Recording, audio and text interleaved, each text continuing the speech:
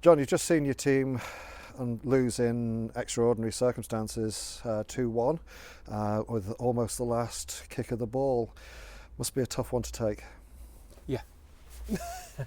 Yeah, proper punch in the stomach that, to get ourselves back into the game, and after that it looked like we were probably going to be likely to nick it. Is it a question of overcommitting then, having scored, and enthusiasm to try and go and get the winner? Yeah, it could be that consolidation thought where too busy thinking about attacking rather than defending. It's an experience. These young players, they'll bounce back from this and it'll hurt. It's about decision making, because something I noticed about the corners towards the end for them, we were far too deep. We were kind of inviting that pressure on, and there was nobody for that release just in the midfield, just to sort of like be that target. I thought we got away with it 2 or 3 times on corners. Obviously third time, Johnny's been marvellous this game. He's kept us in it. He's had to deal with a very difficult ball, punched it, and they've just been hungrier to scrap for it.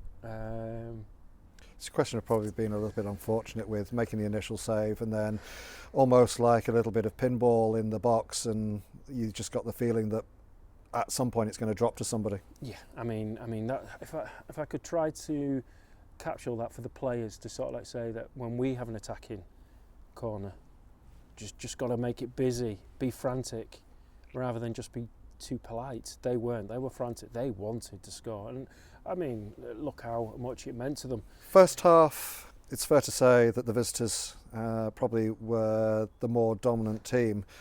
Yeah, it's a similar thing to what happened last week against Wetherby. I'm hoping it's not a habit or a pattern, because if these things start to develop, then it becomes a bit of a mindset issue. But we seem to want to give a team a foot in before we try to get into the game.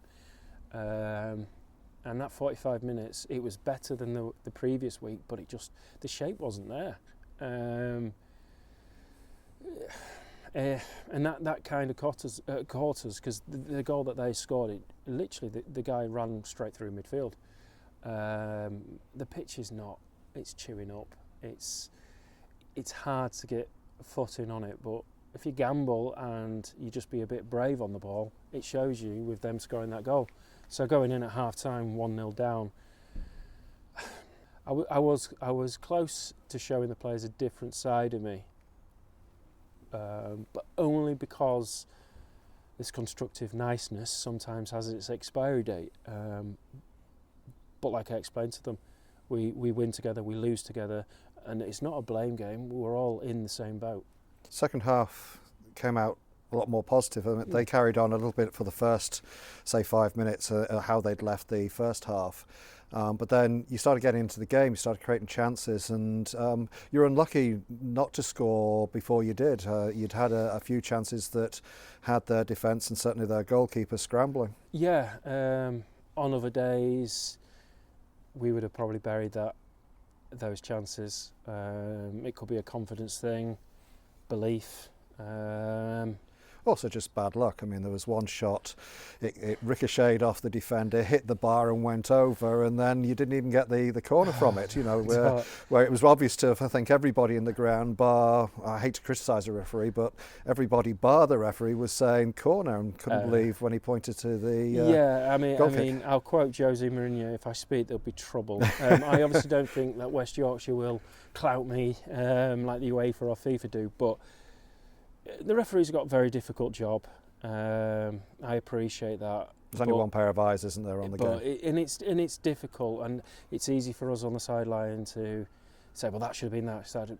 I mean, that was blatant, because they celebrated the fact of that the player got in the way for it to come off the bar. And it's not even just the sight of it, you could hear it flick off somebody. 100%. I thought it was a great defensive block that was probably going to be a goal. Yeah. People produce their own luck, but some days just that luck. If we don't push and don't knock at the door hard enough, luck will just pass us by. And I think that today was one of those days. Yeah, we can blame it on bad luck in certain aspects, but if you're hammering and kicking at that door, eventually luck will come your way. It just far and few between today. And you got your luck with the goal that Harry, for Harry it's a tap in, I suppose, because it was probably one of the easier goals he'll score all season, but he had to be in the right place at the right time to make sure that it went in. I think it was justifiable for our hard work.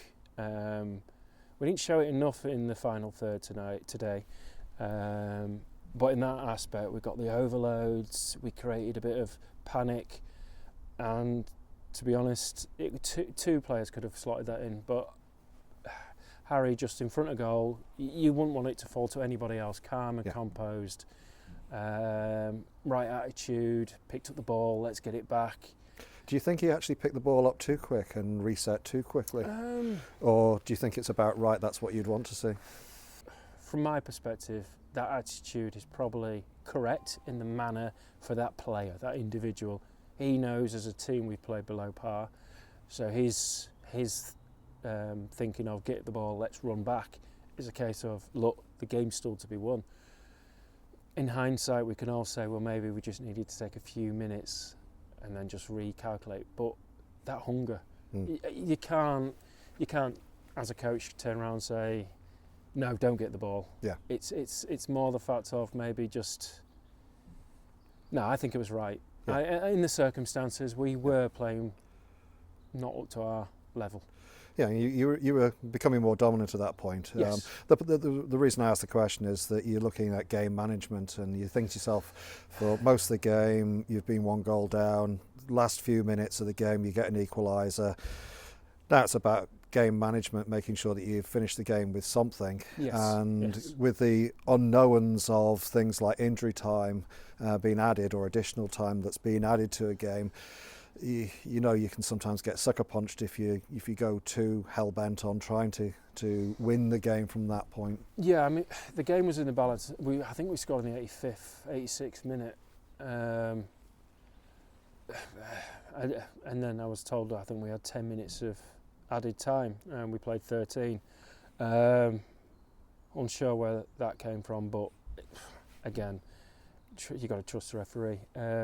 Game management, yes, 100%. But like I said to him at half time, these experiences have been won down. Losing like that, you can't manufacture that in training. No. And these experiences will hurt, and they should hurt. Well, anybody loses a game with the last kick, last header of the game. It's deflating. It is. It's deflating. But in the bigger picture and the spectrum of things, these players are learning. They're learning the tools of the trade. If they were the finished article, would they be playing West Yorkshire football? I'm not trying to dismiss West Yorkshire, but they won't. I don't want these players. I want them to play higher, push for the first team, the NCL, push higher if they've got that talent and the capability. But this will hurt. Yeah. And they need to, in a way, just be left now just to understand the hurt. Only they can right it. Only they can right that wrong. And it'll be down to us, myself and Boasty, to get behind them, get around them. It's not really a change the message, change the style of play. It's more about those experiences, and they've got to bounce back.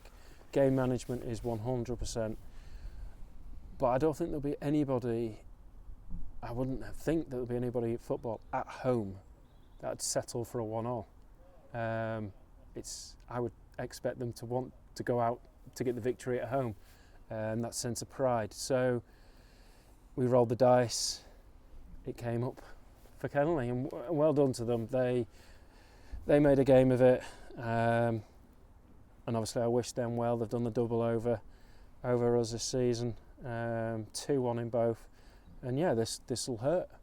I mean, on a positive, looking at the players that you had available today, I think they all put a shift in, and they all played really, really well. It's the small things in the games that influence the final result, and I think that's certainly the case today. if you'd have come away with a 1-1 draw, I don't think anybody would have argued over the 90 minutes or the 100 and something minutes that were played that you didn't deserve to get something out of that game.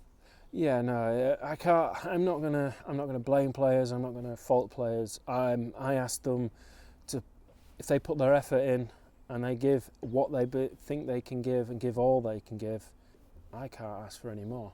They put the bodies on the line. I'm frustrated for them, and that's the disappointing thing. Is I'm going to probably be self-analysing now. Did I do this right? Did I do that right? But that's not their worry. That's not for them. I try to make things as simple as I can for 90 minutes for their game. Today, it's just maybe the little blip, and I'm hoping it's just a blip. We bounce back next week against Harlow on 3G. We can't blame the pitch then.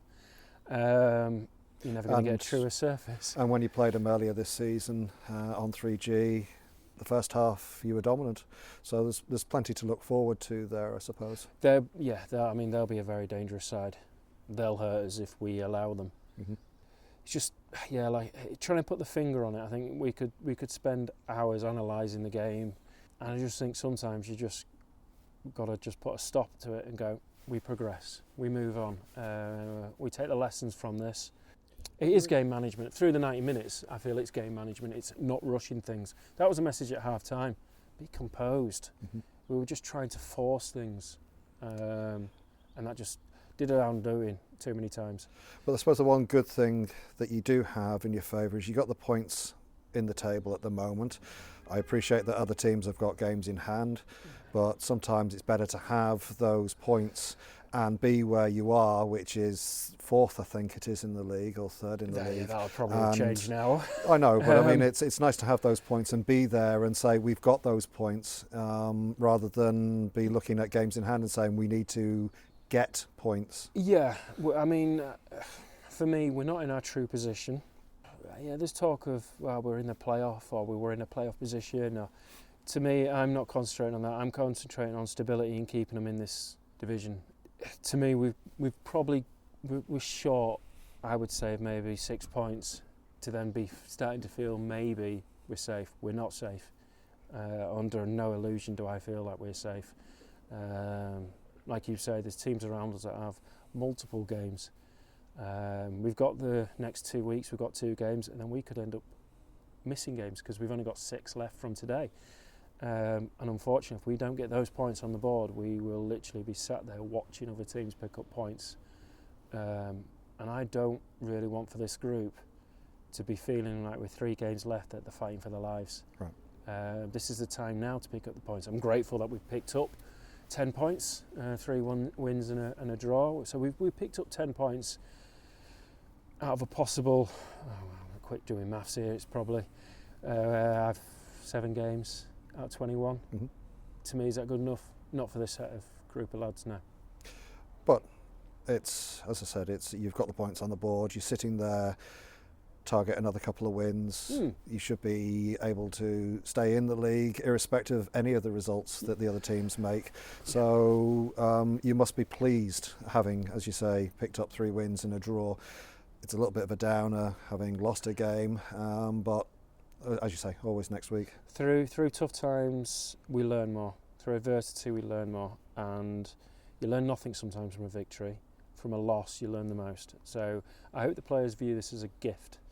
It's a horrible gift from the football gods. It is really a horrible one, but it's a lesson. Take that from it. Don't take the negatives. Take the positives, build on the negatives, and then we become better players, become better managers. That's just life. We just build and we work on. It's a great way to end the interview. Thank you very much. Thank you.